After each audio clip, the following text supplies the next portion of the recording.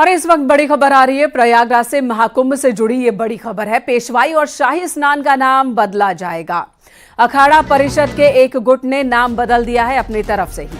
पंचायती अखाड़ा महानिर्वाणी ने नाम बदला है।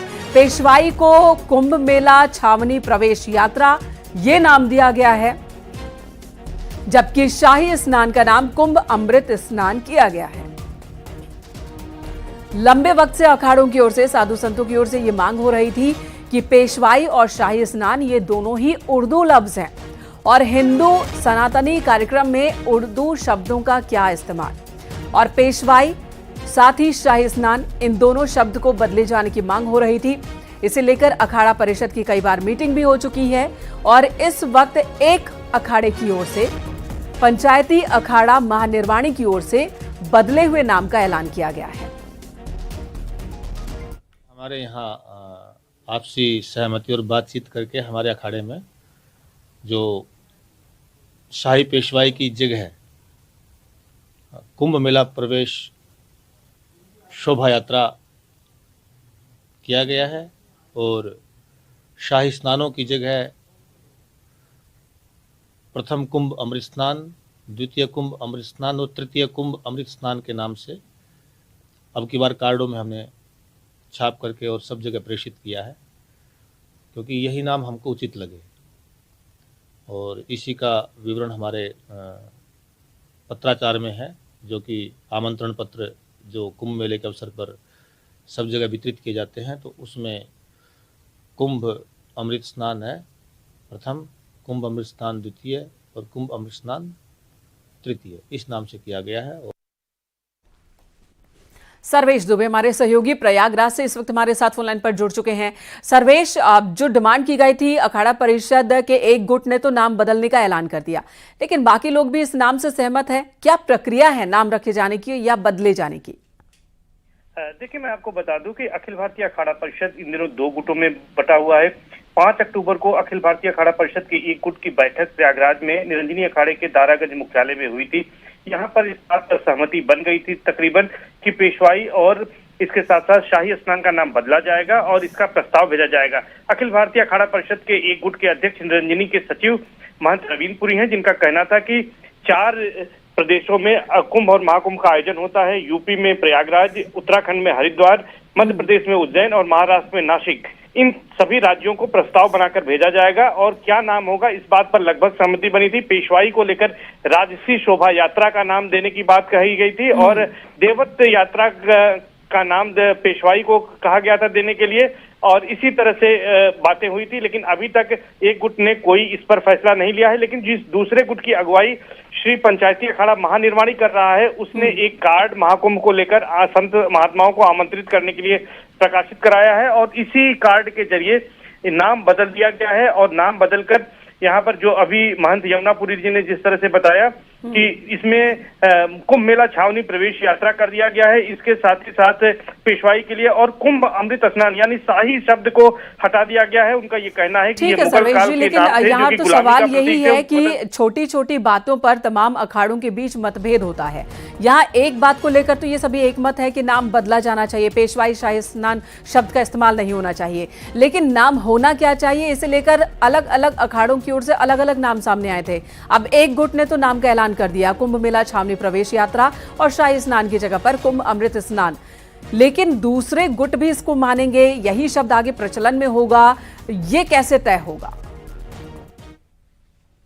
चूंकि जो दूसरा गुट है निरंजनी अखाड़े के सचिव जिसके अध्यक्ष हैं महंत रवीनपुरी, उनके पास 8 अखाड़ों का समर्थन है, यानी कि उनका पलड़ा भारी है। अब उनका ये कहना है कि विधिवत जो प्रक्रिया है वो हरिद्वार में बैठक करेंगे, बैठक के बाद प्रस्ताव इन 4 राज्यों में भेजेंगे, जहां पर मुख्यमंत्रियों को भेजेंगे, उसके बाद सरकारी नोटिफिकेशन में भी नाम बदला जाए। ये पूरी प्रक्रिया है। सरकारी नोटिफिकेशन में नाम बदलेगा, प्रशासन की ओर से उन नामों का, उन शब्दों का इस्तेमाल होगा, तभी नाम बदलने का कोई मायने भी होता है, मतलब भी होता है।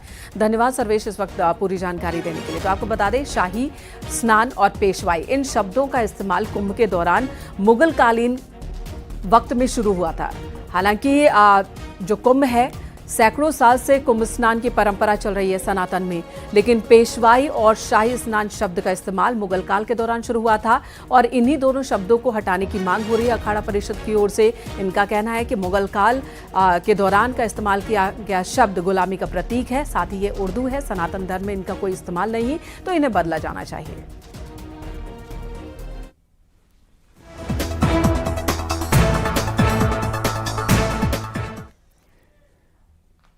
संगम नगरी प्रयागराज में 13 जनवरी 2025 से महाकुंभ की शुरुआत होने जा रही है। महाकुंभ में को लेकर 40 करोड़ श्रद्धालुओं के आने का अनुमान है। करोड़ों श्रद्धालु ट्रेन से सफर करेंगे और क्या इंतजाम है ये हम आपको दिखाएंगे, लेकिन उससे पहले ब्रेक।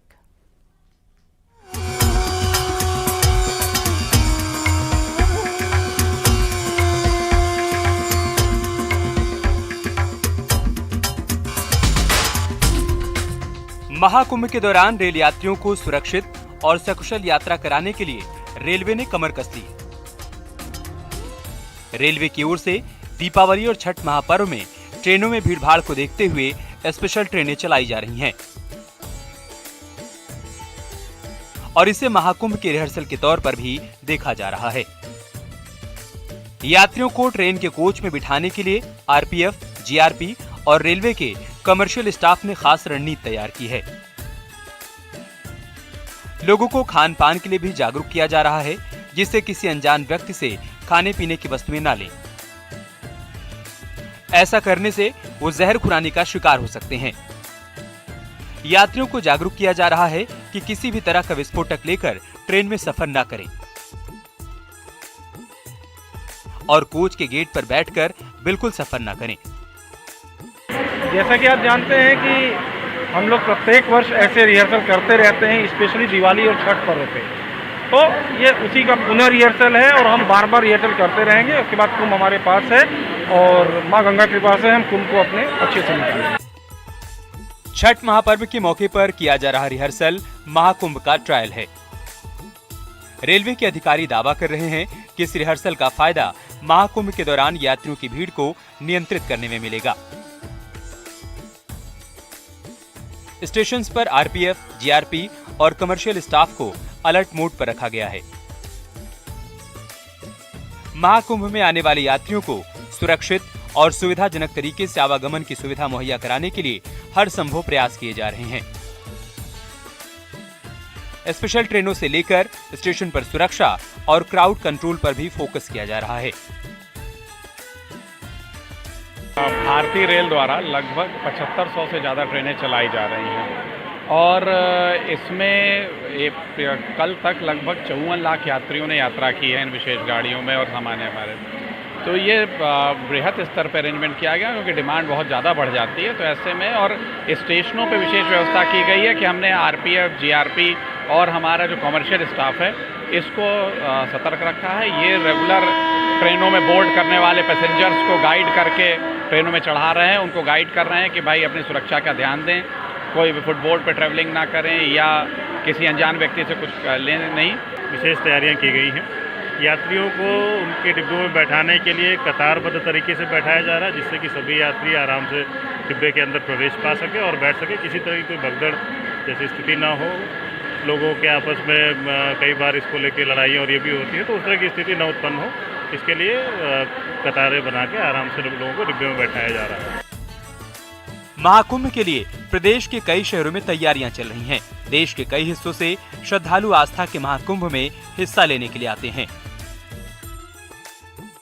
लिहाजा रेलवे के अधिकारी भी प्रयाग से लेकर दिल्ली और देश के कई हिस्सों में तैयारियों को अंतिम रूप दे रहे हैं।